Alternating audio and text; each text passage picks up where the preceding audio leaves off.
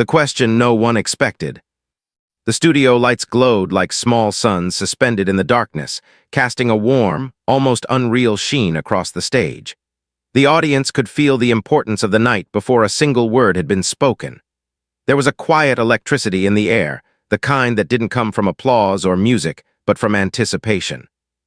Keanu Reeves sat calmly in the guest chair, hands resting loosely together, posture relaxed but attentive, as if he were not about to face millions of viewers but simply waiting for a conversation with an old friend.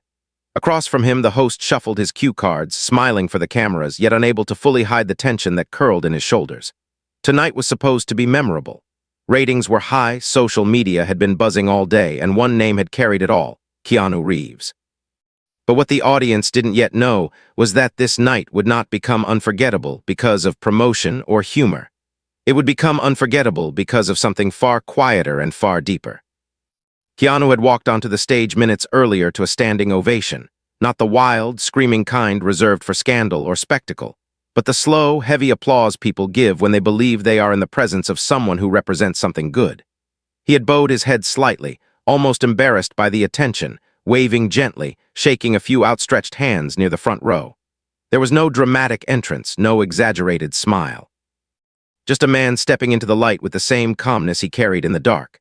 The host had started where all talk shows start, with films, with upcoming projects, with jokes about Hollywood and fame. The audience laughed, relaxed, and leaned into the rhythm of familiarity. Keanu spoke about late nights on set, about the strange beauty of empty streets after filming Wrapped, about how he still loved simple dinners and long walks more than red carpets. The crowd responded warmly. This was the Keanu they thought they knew. Then the host mentioned Sandra Bullock. A ripple of recognition moved through the audience. Sandra Bullock was more than a co-star in Keanu's life. To the public, she was a symbol of a different time, a different kind of Hollywood bond. They had shared screens, interviews, laughter. Rumors had followed them for years, sometimes romantic, sometimes wistful, sometimes nostalgic. The host smiled knowingly. "People still talk about you and Sandra," he said lightly. "They say there's something rare there. A friendship that survived fame, time, and everything in between." Keanu's expression softened. He nodded slowly. "Sandra," he said, the name carrying a warmth that the microphones could not fully capture. "She's one of the most genuine people I know. She reminds you who you are when the world tries to turn you into something else." The audience murmured approval. Some smiled. Some nodded as if they, too, had friends who anchored them when life grew loud. The host leaned back, sensing a comfortable road. "You two still talk often?" he asked. "Not as often as we'd like," Keanu replied gently. "But when we do, it's always real, no performance, just two people checking in on each other's hearts." Somewhere off stage, a producer gestured, but the host didn't look. He felt the room. He felt the softness. He felt how easily this interview could drift into nostalgia and charm, and yet tucked among his cards was a question his team had debated all afternoon. A question they believed would dominate headlines. A question about pain. The host cleared his throat. "Keanu," he said, glancing down briefly before meeting his eyes again, "people admire your calm, they admire your kindness, but there's something they've always wondered about." The air shifted, not sharply but noticeably, like a breeze slipping under a closed door. "You've lived through public success and very private heartbreak, and one question keeps returning. What really happened during your divorce? How did that change you?" A soft gasp moved through the audience like a wave. This was no longer light. This was not promotion. This was personal. For a moment, the studio seemed to shrink. The lights still burned. The cameras still rolled. But something fragile had entered the space. The host waited, prepared for a deflection, a polite redirection, maybe even a practiced smile. That was what celebrities did. That was what the audience expected.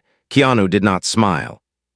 He lowered his eyes, not in avoidance, but in reflection, as though the question had opened a door he had not planned to walk through tonight. His hands remained still on his knees. He took a slow breath. The silence lengthened. It was not awkward. It was heavy, meaningful, filled with memory. You could hear someone swallow in the third row. You could hear the faint hum of the lights. When Keanu finally spoke, his voice was calm, but it carried something beneath it, something earned. "Life," he said slowly, "has a way of teaching us that some things are not about winning or losing. Sometimes you don't walk away with answers, you walk away with lessons." He lifted his eyes. "When people talk about divorce, they often talk about endings. But inside that ending, there are beginnings too, painful ones, quiet ones. You learn who you are when something you believed in changes shape." The host shifted in his chair. This was not the soundbite he expected. The audience leaned forward. Keanu continued, not louder but deeper. There were dreams, he said. There were promises, there was love, and love doesn't disappear just because a relationship ends. It becomes something else, a memory, a respect, a responsibility. He paused. I will never speak badly about someone I once loved. Love deserves better than that, even when it hurts. The studio had gone completely still. Somewhere in the front row, a woman pressed her fingers to her lips. A man beside her stared at the stage, unmoving. This was not scandal. This was not gossip. This was a human being choosing dignity where the world expected drama. The host looked down at his cards, then back up, visibly unsettled. That's not what most people say, he admitted softly. Keanu nodded. Most people are still bleeding when they speak. I waited until I could speak without wanting to wound. The words fell gently, but they landed with weight. The audience felt it. They felt the years inside that sentence. The long nights, the private grief, the choice to heal instead of harden. The host swallowed, his practiced voice wavered. I went through a divorce too, he said unexpectedly, and I wasn't graceful. His eyes flicked briefly away from the cameras. I was angry, I said things I can't take back. Keanu turned slightly toward him. There was no judgment in his face, only attention. You did what you could with the strength you had at the time, he said gently. We all do. The question isn't who we were at our worst, it's who we choose to be after. The host exhaled, a breath he didn't realize he'd been holding. The audience began to clap slowly at first, then more firmly, but it was not applause for entertainment. It was acknowledgement. The energy in the room had changed. Something honest had entered, and now everything else felt less important. The host tried to regain the rhythm. People always say you're different from most in Hollywood, he said. That you don't chase attention, that you don't feed on it. How do you stay calm when the world keeps asking about your pain? Keanu leaned back slightly, eyes lifting toward the lights as if they were stars instead of stage equipment. Pain isn't something you outrun, he said. It's something you walk with, and the way you walk with it decides what kind of person you become. The words moved through the audience slowly, like wind through tall grass. Some nodded. Some closed their eyes. They were not thinking about Keanu anymore. They were thinking about themselves. The host, sensing the pull, asked carefully, Do you ever feel like giving up? This time the silence returned faster, heavier. Keanu didn't answer immediately. When he did, there was no drama in his voice, only truth. Yes, he said quietly, I have felt it more than once. He looked out across the audience, not at them, but through them, as if he were speaking to a million unseen faces. But every time something small happened, a stranger smiled, a friend called, a child laughed. Small things don't fix your life, but they remind you that life is still there. A woman in the front row wiped her eyes. A man behind her leaned forward, elbows on his knees, listening as though this were the only sound left in the world. And then, from the far side of the studio, someone stood. At first, security shifted, unsure. The man's voice trembled, but it carried. Keanu, he said, I went through a divorce last year. I lost my home. I don't see my kids. I thought my life was finished. His words broke. But hearing you tonight, I feel like maybe it's not. The studio inhaled as one. Keanu raised his hand gently, a small gesture that stilled security and the host alike. He turned fully toward the man. It's not too late, he said. You're still here, and being here means life is still offering you moments to begin again. Don't measure yourself only by what you lost. Measure yourself by what you choose to give now. The man covered his face. Around him, strangers reached out, hands on shoulders, silent support forming where none had existed before. The host sat back, stunned. This was no longer an interview, it was something else entirely. And then, as if the night had not already shifted enough, the host said softly, You know, Sandra Bullock once said in an interview that you taught her something about surviving fame without losing your soul. Keanu smiled faintly, the first true smile since the question had been asked. Sandra teaches me, he corrected. She has a way of seeing people, of reminding you that behind every story is a heart. The audience murmured, some smiled through tears. They could feel her presence without her being there. A quiet, unseen thread connecting lives, friendships, histories. The host looked at Keanu with something like wonder. Tonight, he said, was supposed to be about your career, but it feels like it's become about something else. Keanu nodded slowly. Sometimes, he said, we don't need more stories about success. We need more stories about survival. about choosing kindness when it would be easier to close your heart. The applause rose again, deeper now, steadier. And as the cameras continued to roll, as the lights continued to burn, one thing was already clear to everyone in that room and to millions beyond it. This night was only beginning. The question about divorce had not opened a scandal. It had opened a door, and no one yet knew where it would lead. The silence after the applause. The applause didn't end the way applause usually ends on late-night television. It didn't fade into music or get swallowed by a commercial break. It thinned out slowly, like a tide pulling back from the shore, leaving behind an eerie stillness that felt too honest for a studio built for performance. People remained standing longer than they needed to, some clapping even after their hands began to sting, because sitting down felt like returning to ordinary life too soon. The host's smile stayed frozen for a moment, but it wasn't the camera smile anymore. It was the expression of a man who had realized he'd been holding a torch near something sacred. Keanu sat quietly, shoulders relaxed, gaze steady, as if the entire storm of attention could pass around him without disturbing his center. The band leader, normally quick with a joke or a soft riff to lighten the mood, didn't move. Even the musicians seemed unsure whether music would dishonor what had just happened. In the control room, producers watched their monitors with wide eyes, because rating spikes were one thing, but this was different.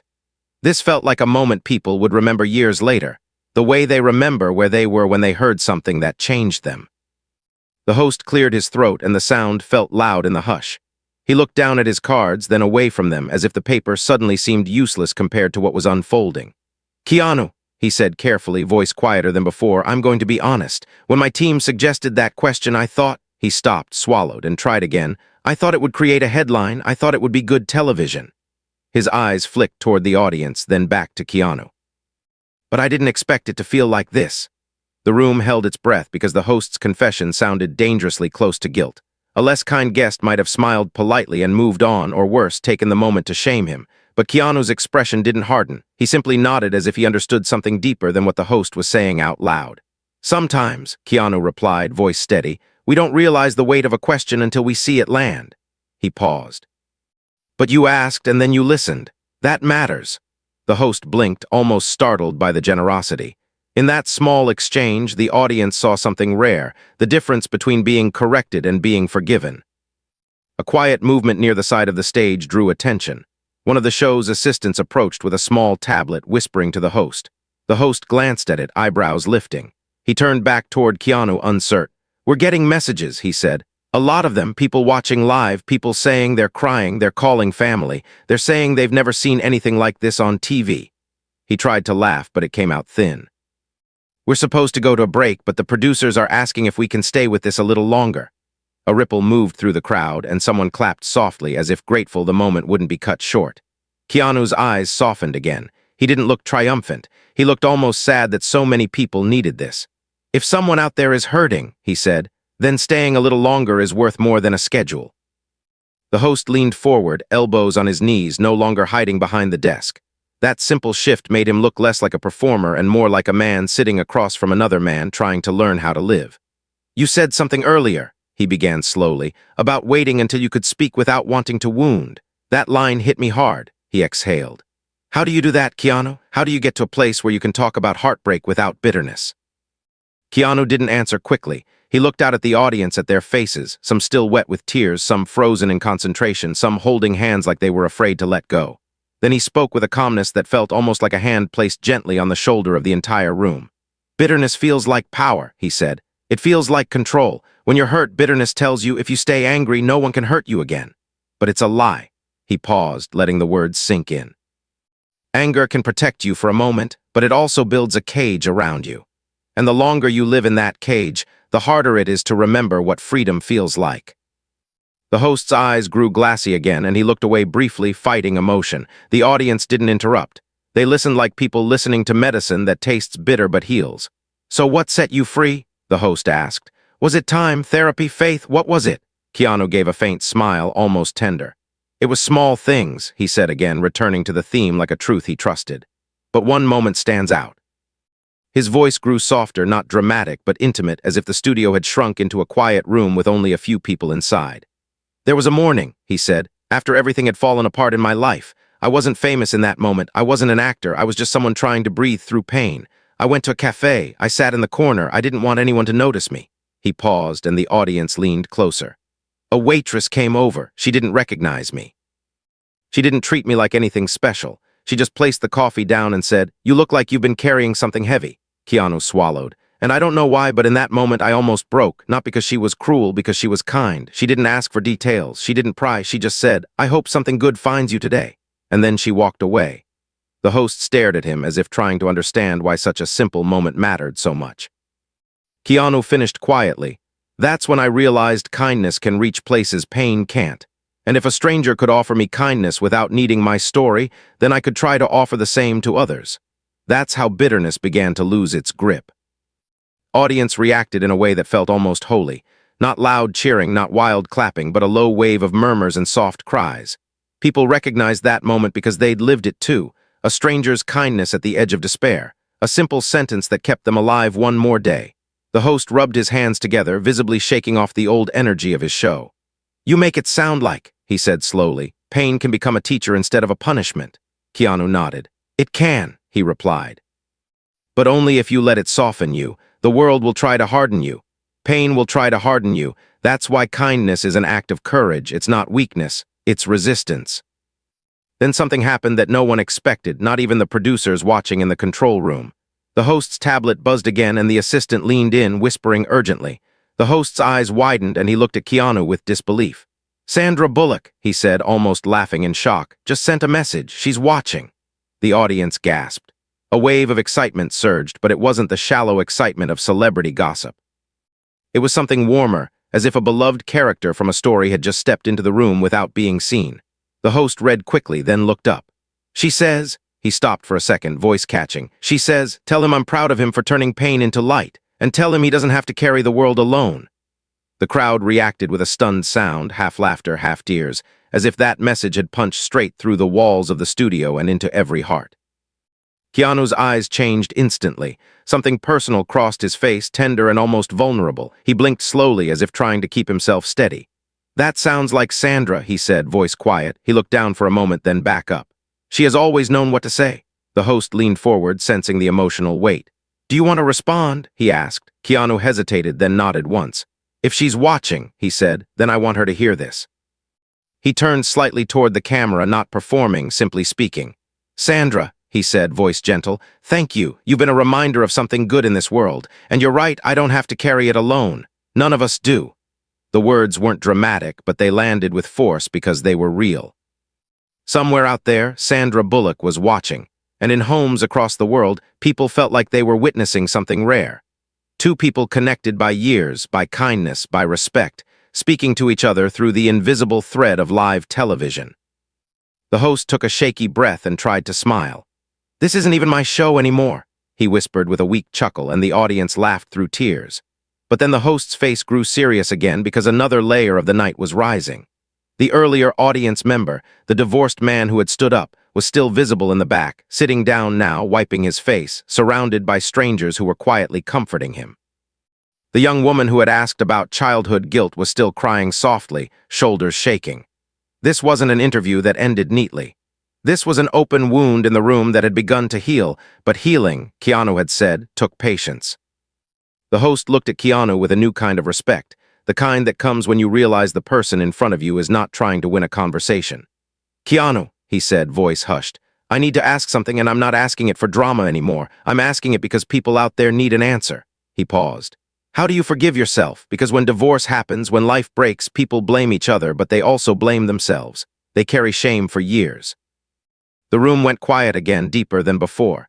Keanu's gaze drifted for a moment as if he were looking down a long hallway of memories.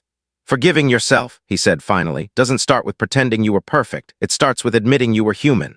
He leaned forward slightly, voice steady.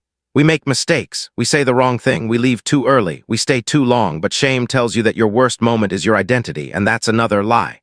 He looked directly at the host. "Your worst moment is a chapter. It is not the whole book." Host's face crumpled for a second, emotion rising. He nodded slowly, blinking hard. The audience felt it too because they had books full of chapters they wished they could tear out.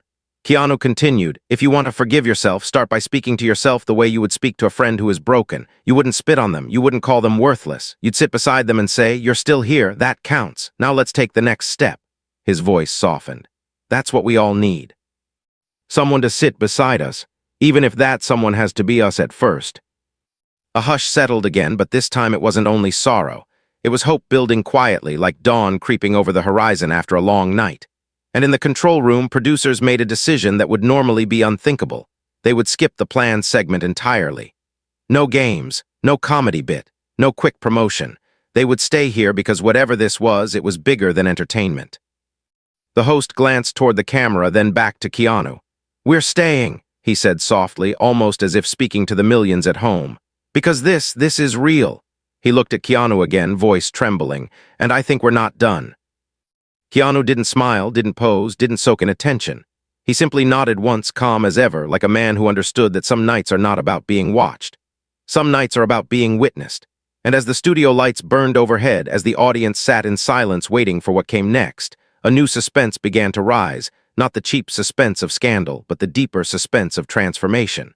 Because now people weren't wondering what happened in Keanu's past. They were wondering what might happen in their own lives if they chose even a fraction of the kindness he was showing tonight. When the host became the guest, the studio had never felt like this before. There was no invisible wall anymore between the stage and the audience, no clear border between performer and watcher. The usual energy of a late-night show, the quick laughter, the cues, the subtle rush to the next segment, had dissolved into something slower and heavier, something that demanded patience. Even the air-conditioning hum seemed quieter, as if the building itself were listening. The host sat forward now, elbows resting on his knees, cards abandoned on the desk, his role quietly changing without any formal announcement. He was no longer steering a program. He was sitting inside a moment he hadn't planned, one that was steadily rearranging the furniture of his own heart. Looked at Keanu for a long time before speaking again, as if trying to decide whether he was still brave enough to keep going. You know, he began, voice low, I've interviewed presidents, athletes, people who survived wars, people who lost everything and rebuilt, but I don't think I've ever been this exposed on my own stage. He gave a small, almost embarrassed smile. And I think that's because you're not giving answers, you're holding up mirrors. The audience responded with a murmur of agreement. They felt it too. Keanu wasn't telling them what to think. He was quietly reminding them of things they already knew but had been avoiding. The host inhaled slowly, then spoke words that had clearly not been rehearsed. When my marriage ended, he said, I didn't just lose a partner, I lost the version of myself I thought I was. I became someone I didn't recognize, angry, defensive, smaller. He paused, jaw tightening. I built this persona here, he gestured vaguely around the set, to hide that. Humor, control, sharpness. It kept people from getting close enough to see the mess. The audience listened, stunned. This was not a confession segment. This was a man unraveling in real time. The host looked up at Keanu, eyes bright. How do you let people see you when you're still healing? Keanu didn't rush to answer. He leaned back slightly, fingers interlaced, gaze steady but soft. You don't start by letting everyone see you, he said. You start by letting one person see you, or one moment, or one truth. He paused. And sometimes that one person is someone you don't even know yet, a stranger, a friend you haven't called in years, or yourself in the mirror when you finally stop lying. His voice lowered. Healing doesn't need an audience, it needs honesty. A quiet ripple moved through the crowd. People thought of messages they hadn't sent, calls they'd avoided, tears they'd swallowed alone in the dark. The host nodded slowly, as if each word were unlocking something he'd bolted shut. I think, he said, I've been waiting for some big moment, some big apology, some grand act that would erase what happened. He exhaled. But you're saying it starts smaller than that. Keanu nodded once. It almost always does, he replied. Because big moments are built out of small ones. You don't wake up one day free. You wake up one day and decide to take the first honest step. The host opened his mouth to respond, then closed it again. He rubbed his face briefly, collecting himself. The cameras caught the rawness, but there was no sense of exploitation. It felt like the audience had collectively agreed to protect this vulnerability rather than consume it. Somewhere in the back row, someone whispered, "Thank you," not to the show, but to the moment. The host tried again. You've talked about kindness, he said, about choosing it, but kindness to others is one thing, kindness to yourself is harder. He gave a humorless laugh. Especially when you feel like you failed. The word hung in the air, failed. Keanu's gaze sharpened with empathy, not intensity. Failure is a heavy word, he said. We use it like a verdict, but most of the time what we call failure is just change we didn't want. He leaned forward slightly. A marriage ending doesn't mean love was fake. It doesn't mean the people were worthless. It means something became unlivable in the form it had. He paused. Kindness to yourself begins when you stop rewriting your whole story around its hardest chapter. The host closed his eyes briefly. When he opened them, there were tears there, unapologetic. The audience didn't move. No one reached for a phone. No one shifted impatiently. They were inside this with him. I have a daughter, the host said suddenly. She's 13. A collective intake of breath passed through the room. And I worry, he continued, voice thickening, that she's watching me, that she's learning from how I talk about her mother, from how I talk about myself. And I'm afraid I've been teaching her the wrong things. The silence that followed was deep enough to feel like pressure. Keanu's answer came gently, but with a firmness that carried hope. The fact that you're afraid of that, he said, means it's not too late. He looked directly at the host. Children don't need perfect parents, they need honest ones. If she sees you admit your mistakes, if she sees you choose respect where there was once anger, she will learn something far more powerful than any performance. He paused. You can't rewrite what she's already seen, but you can decide what she sees next. The host's breath shuddered as he exhaled. The audience began clapping softly, not in celebration, but in support. Keanu waited until it quieted again, then added, and one day she will understand that her father didn't just host a show. He learned how to become someone better in front of millions of people. That takes courage. The host pressed his lips together, nodding repeatedly, overwhelmed. He turned slightly toward the audience, then back to Keanu. You know, he said, earlier tonight Sandra Bullock sent that message, and it struck me.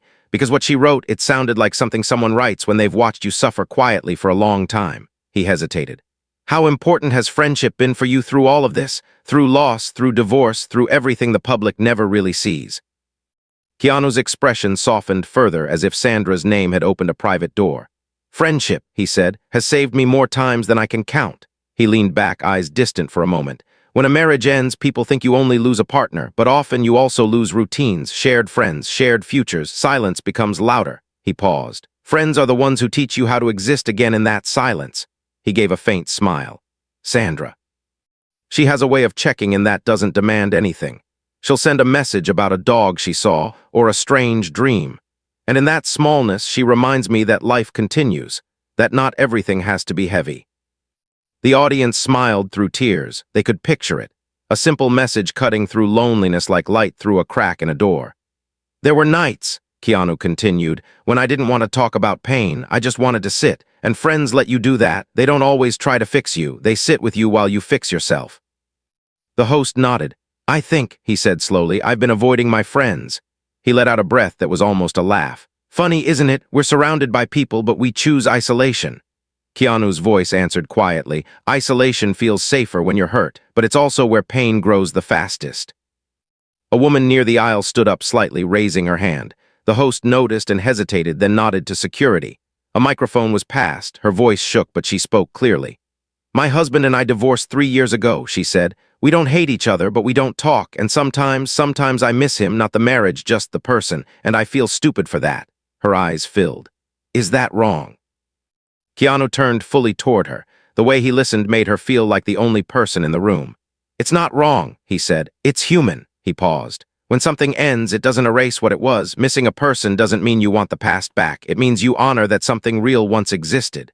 He looked at her kindly. You can miss someone and still know you made the right choice. Both can live in the same heart.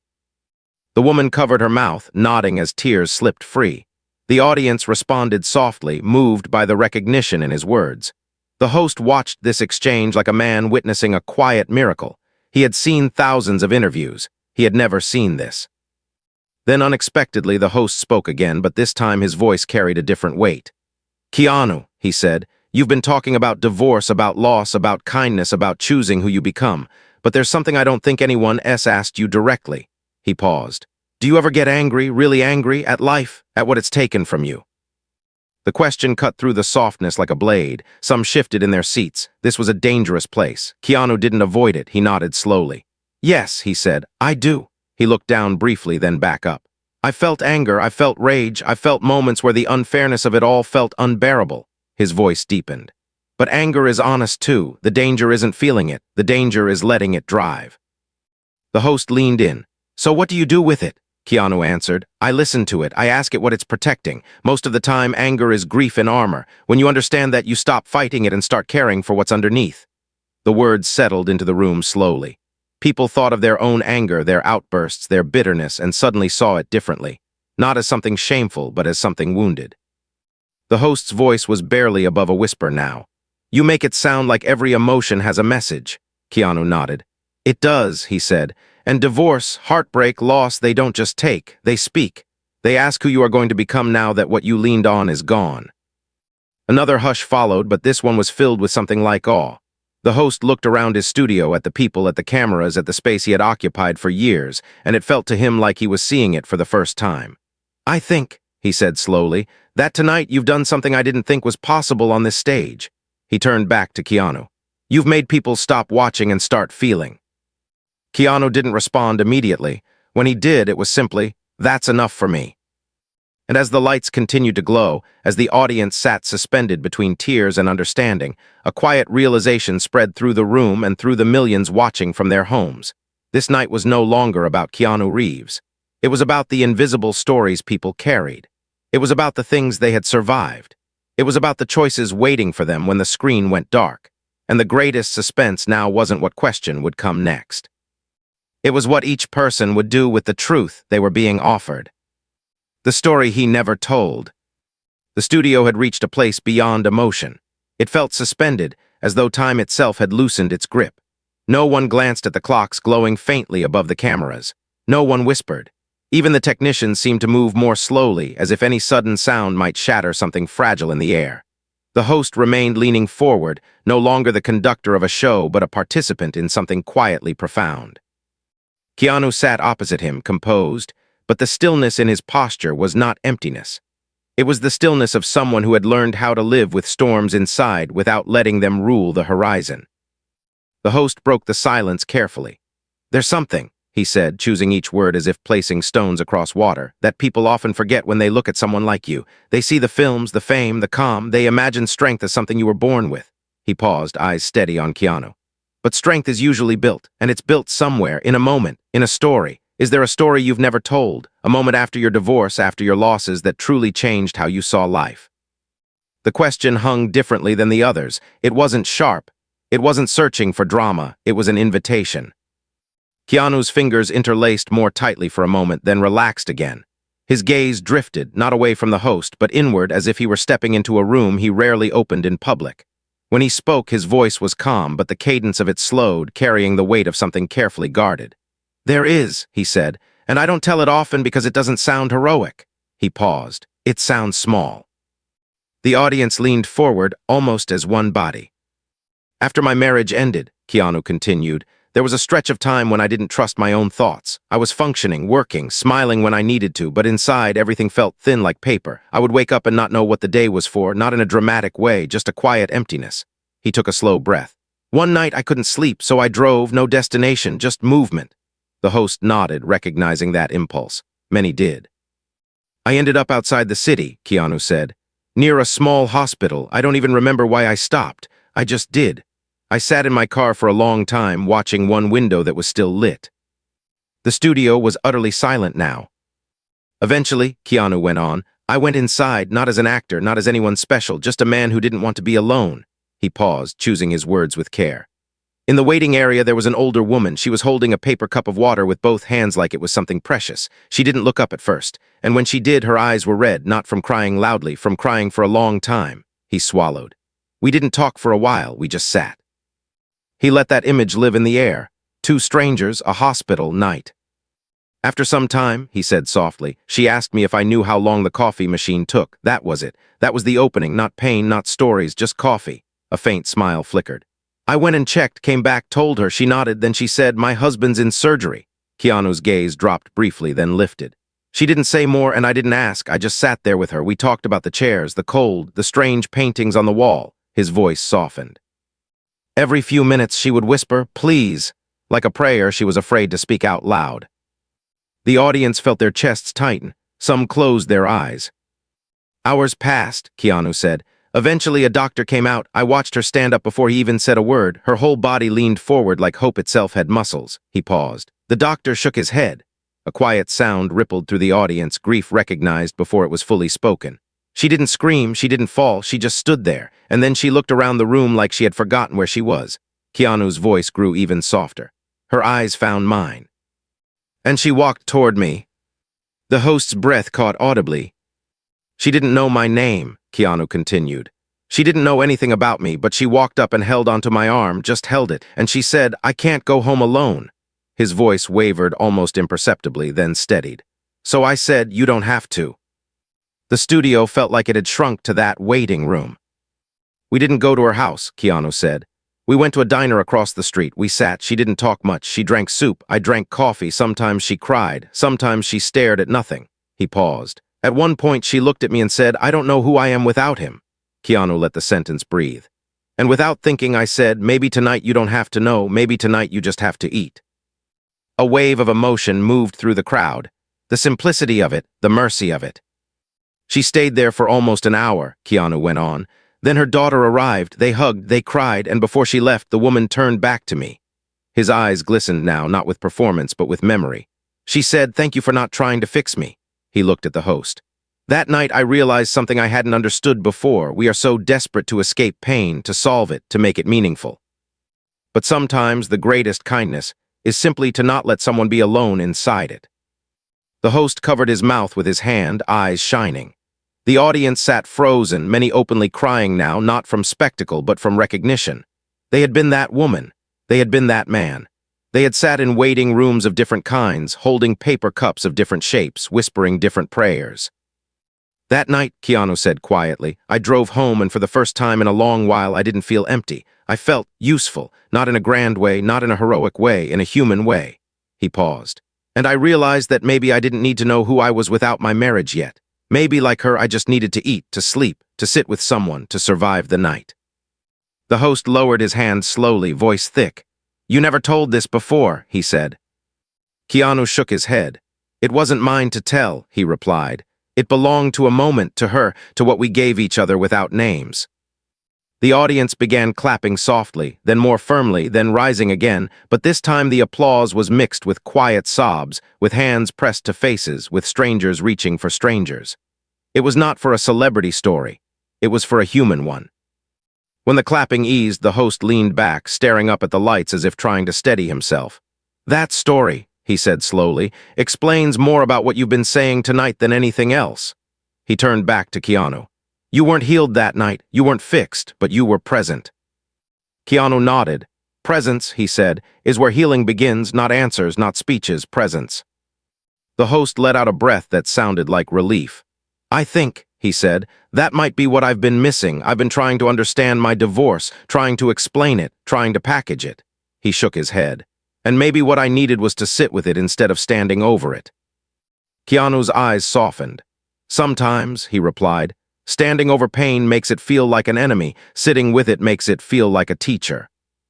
The words hung in the air like something ancient. A man in the audience stood hesitantly, clutching the back of his chair. Security moved, then stopped when the host gestured. The man's voice was rough. "My wife died 2 years ago," he said.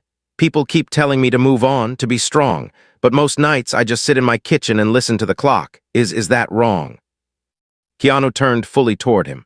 "No," he said gently. "It means you loved." He paused. "Grief doesn't follow instructions. It doesn't move on schedules. Sitting in your kitchen listening to the clock means you are still connected to something real, and real things take time." He looked at the man steadily. "One day that clock may not sound like absence. It may sound like a reminder that you are still here, but until then, sitting is enough." The man nodded, tears falling without shame. The audience felt it again, that quiet permission to be exactly where they were. The host watched all of this like someone seeing a new language spoken for the first time. "You know," he said, "people talk about changing the world, but tonight it feels like something smaller is happening, something closer." He met Keanu's eyes. "It feels like people are being given permission to be human." Keanu's response was simple.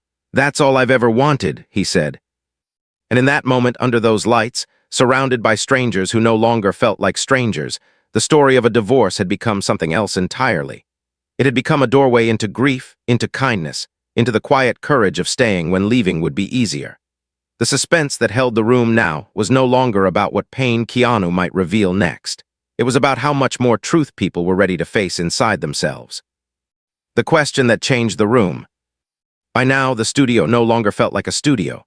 It felt like a place people had wandered into by accident and discovered something they hadn't known they were searching for.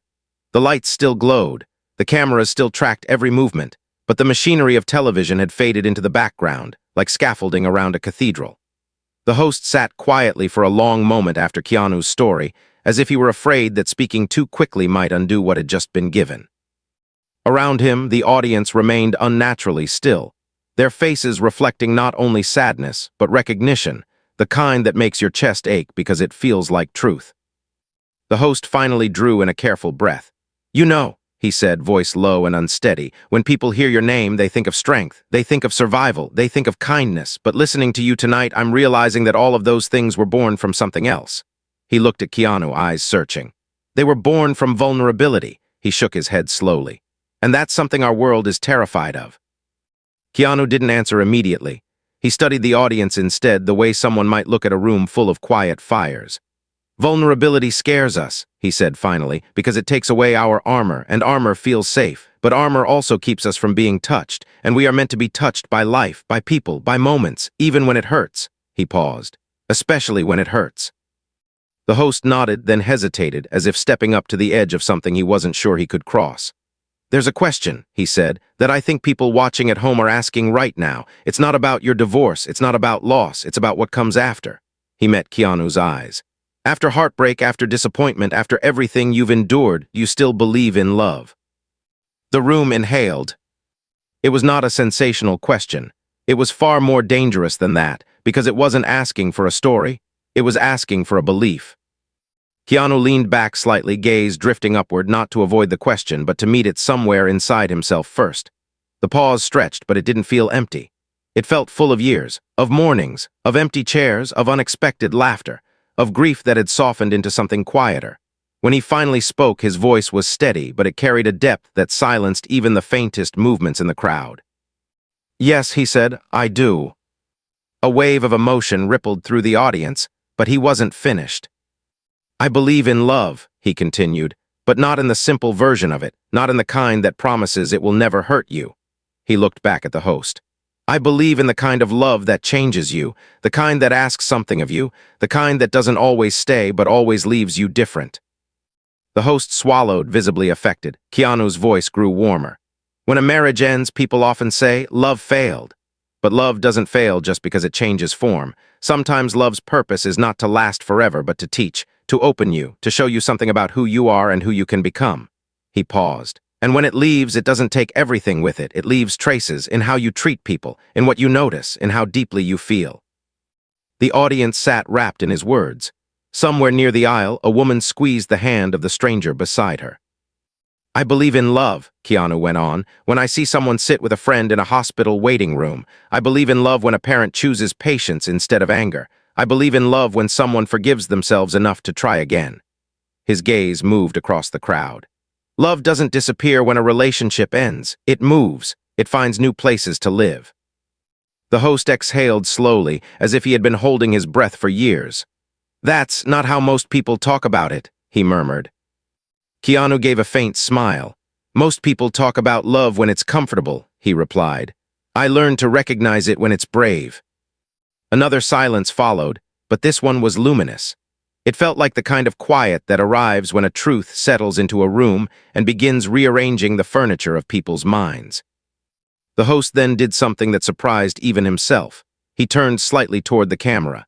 "If you're watching this at home," he said, voice raw, "and you're carrying heartbreak or anger or regret, I don't know if you feel what I feel right now, but I don't feel alone."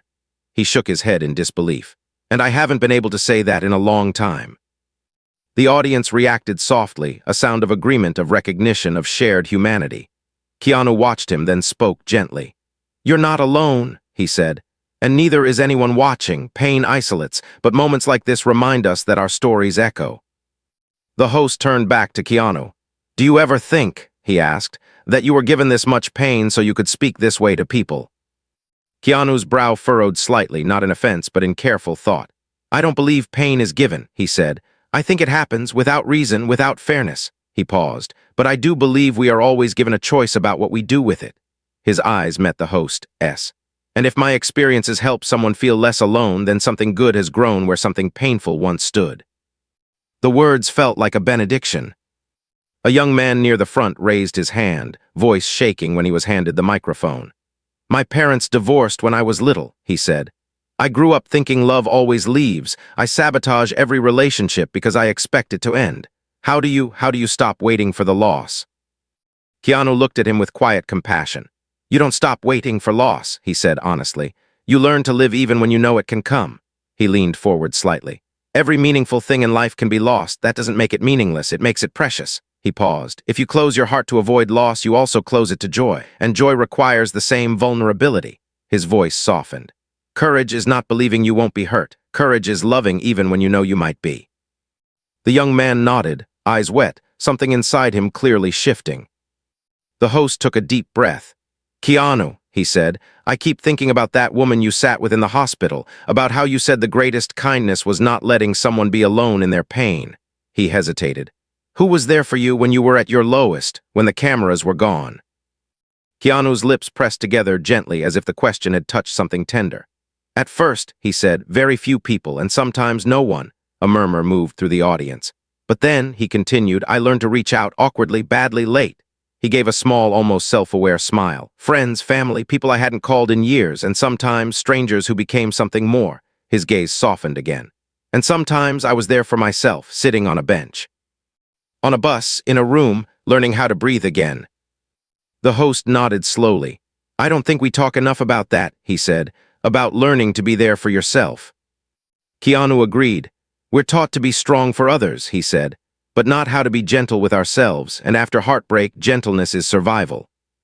The audience reacted with another wave of emotion. The room felt full, not of noise, but of meaning. People were no longer watching a program.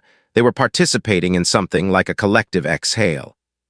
The host leaned back, eyes closing briefly, then opened them with a kind of clarity that hadn't been there before. You know, he said, I think tonight has already changed me. He smiled faintly at Keanu. And I'm not sure I'm done being changed. Keanu met his gaze. Change, he said, is the one thing pain gives us whether we ask for it or not. The only choice is the direction. The audience rose into applause again, but this time it felt less like reaction and more like gratitude. Gratitude for words that didn't rush, for silence that wasn't empty, for a story about divorce that had turned into a lesson about living. And as the applause slowly settled, a new tension entered the air, not sharp but luminous, because everyone sensed that the night was moving toward something final, something that would not be a quote for headlines but a message for memory. The host looked at Keanu, then at the audience, then back again and spoke softly. There's one last thing I want to ask you tonight. And the room leaned in once more. The words that outlived the night. The studio seemed to contract around the host's final sentence, as if the walls themselves had leaned inward to listen.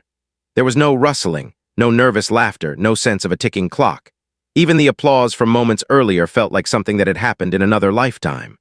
The host sat very still, hands folded loosely, eyes fixed on Keanu with a mixture of gratitude and quiet awe. There's one last thing I want to ask you tonight, he repeated softly, almost as if saying it louder might break whatever fragile understanding had formed between them. He drew in a slow breath. Millions of people are watching. Some of them are carrying grief. Some are carrying anger. Some are carrying the quiet loneliness that comes when a life doesn't turn out the way you planned. If this were the only thing they ever heard you say, what would you want to leave them with? The question settled into the room with a weight that felt ceremonial. This was no longer about an interview. It felt like the closing of a circle. Keanu did not answer right away. He leaned back slightly, eyes lowering for a brief moment as if he were gathering something fragile and important from inside himself. The pause stretched, but no one shifted. No one coughed. The silence had become part of the conversation. When he finally spoke, his voice was softer than it had been all night, yet it carried farther, as though it had found a deeper channel through which to travel. I would tell them, he began slowly, that life will break your heart, it will disappoint you. It will take things from you that you were sure you couldn't live without. His eyes lifted, steady and kind. And when that happens, you will feel small, lost. You may feel like you have failed some invisible test, but none of that means your story is over. The audience leaned in, not with their bodies, but with something quieter. I would tell them, Keanu continued, That pain is not proof that you did something wrong. It is proof that you loved, that you hoped, that you were brave enough to care, and caring always carries risk. He paused. What matters is not that you were hurt. What matters is what you decide to become because of it. The host's breath trembled. Around the room, people pressed hands to mouths, to chests, to each other. I would tell them that kindness is not something you wait for when life gets easier, Keanu said. Kindness is something you practice when life is hardest, because that is when it is most powerful. That is when it changes not only the world around you, but the world inside you. His gaze moved across the audience, slow and deliberate. If you are hurting, be gentle with yourself. If you are angry, listen to what is aching beneath it. If you are lonely, remember that loneliness is not emptiness. It is the sound of a heart still wanting to connect. The studio felt like it was holding its breath. And I would tell them this, he went on. You are not defined by the worst thing that happened to you. You are not defined by a divorce, or a loss, or a mistake, or a moment you wish you could erase. You are defined by the way you treat people when you are wounded. You are defined by the way you speak when it would be easier to be cruel. You are defined by the way you choose to keep going when no one is watching.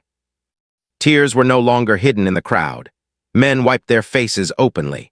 Women closed their eyes as if letting the words wash through them. Even some of the crew stood frozen, hands still on equipment, listening as if this were meant for them alone. Keanu's voice softened further, almost like a confession shared in the dark. And I would tell them that love does not end when a relationship ends. Love changes shape. It moves into memory, into gratitude, into the way you hold a door open, into the way you sit with someone who cannot find words, into the way you forgive yourself enough to try again. He paused. If you keep your heart open, even a little love will always find a way to live there. The host's eyes were wet now, and he did not try to hide it. People think, he said quietly, that television is about being seen. He shook his head. But tonight, it feels like it's been about being understood. Keanu met his gaze. Being understood, he replied, is the beginning of healing. Another silence followed, but this one was different from all the others. It wasn't heavy. It was luminous. It felt like something had completed its journey. Then from somewhere in the audience, a woman's voice spoke without a microphone, clear and trembling. Thank you. It wasn't loud, but it carried. Others echoed it softly. Thank you. Thank you, not as fans, as people. The host rose slowly to his feet, the movement deliberate, almost reverent. For a moment he seemed unsure what to do, then he stepped out from behind his desk and extended his hand. Keanu stood as well, and the two men met at the center of the stage. Their handshake was not theatrical. It was firm, quiet, human. The host's voice broke as he spoke. Thank you for trusting us with this, he said. Keanu nodded once. Thank you for listening. The audience rose as one, not into wild cheering, but into a standing ovation that felt more like a shared heartbeat than applause. The sound filled the room, steady and deep, carrying something like respect, like gratitude, like recognition. The cameras panned across faces streaked with tears, hands clasped, strangers leaning toward each other in a way they had not when the night began. As the applause continued, the band finally played, not a bright theme, but something soft and unobtrusive, like a curtain being drawn gently instead of yanked closed. The lights dimmed slightly, and the host and Keanu returned to their places, though the distance between them no longer felt like that between guest and interviewer. The host looked into the camera one last time. Tonight, he said, was not what we planned, but it might be what some of us needed. His voice steadied. If you're at home and something stirred in you, don't ignore it. Call someone, sit with someone, be kind to someone, including yourself. The camera returned to Keanu. He didn't wave. He didn't smile for the lens. He simply inclined his head, a quiet acknowledgement of millions of unseen lives on the other side of the glass. As the credits began to roll, the audience remained standing, many still clapping, many still wiping their eyes, many simply holding still as if unwilling to let the moment slip away. The cameras caught the host turning back to Keanu, speaking to him without a microphone, his face open in a way it had never been on his show before.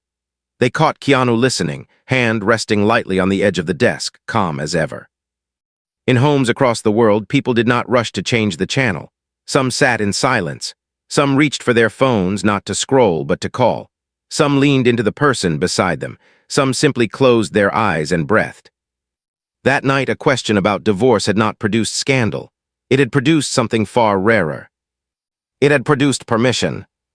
Permission to grieve without shame. Permission to love without guarantees. Permission to be human without armor.